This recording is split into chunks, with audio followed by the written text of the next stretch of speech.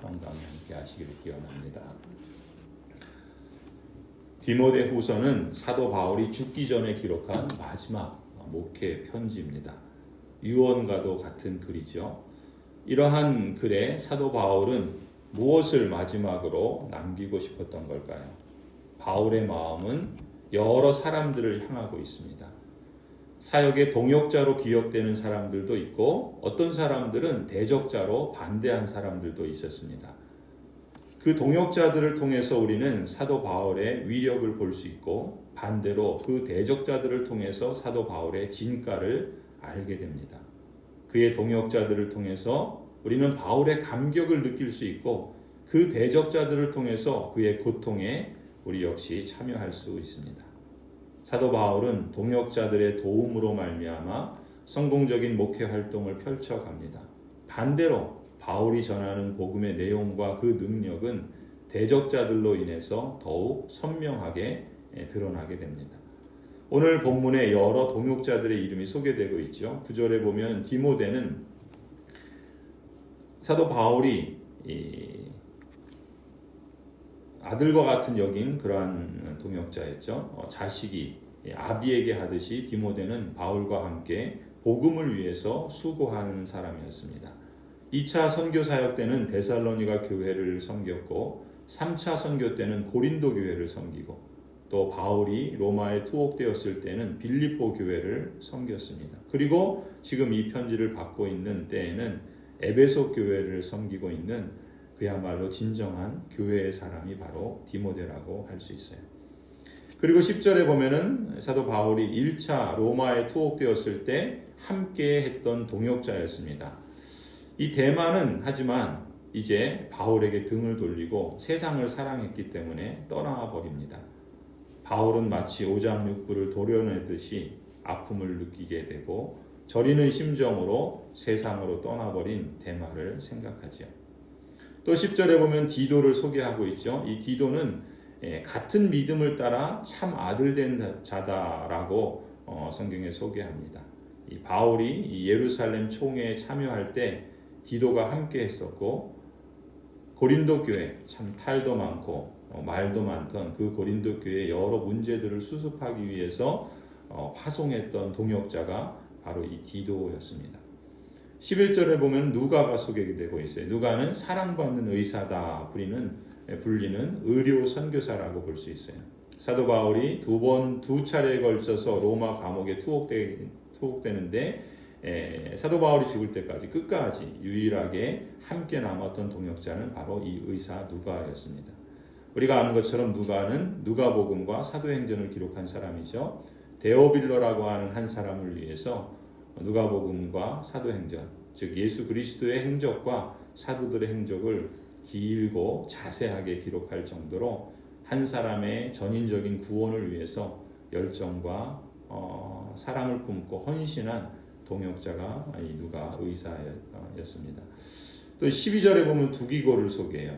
이 두기고는 신약성경에 4번 정도 소개되는데 그때마다 두기고는 교회를 향해서 보냄을 받은 그러한 사도 바울의 파송자로 소개되고 있어요.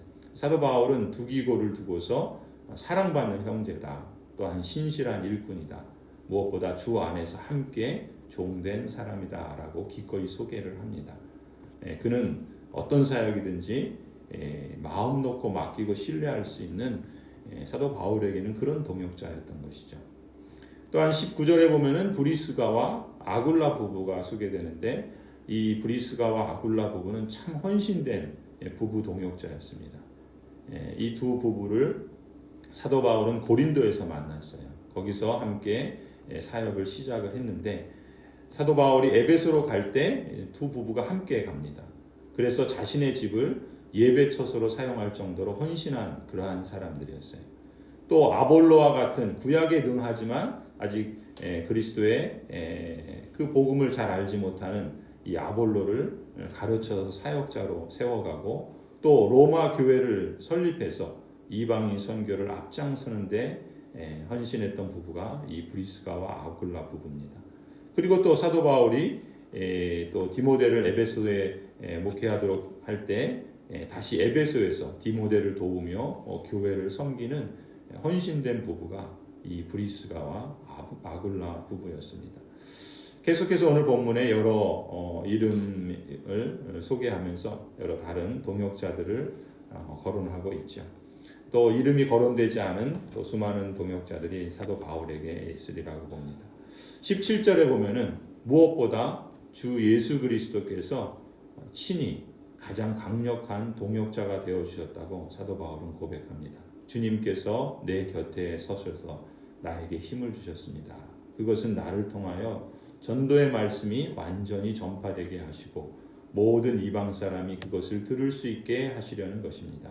주님께서 나를 사자의 입에서 건져내셨습니다.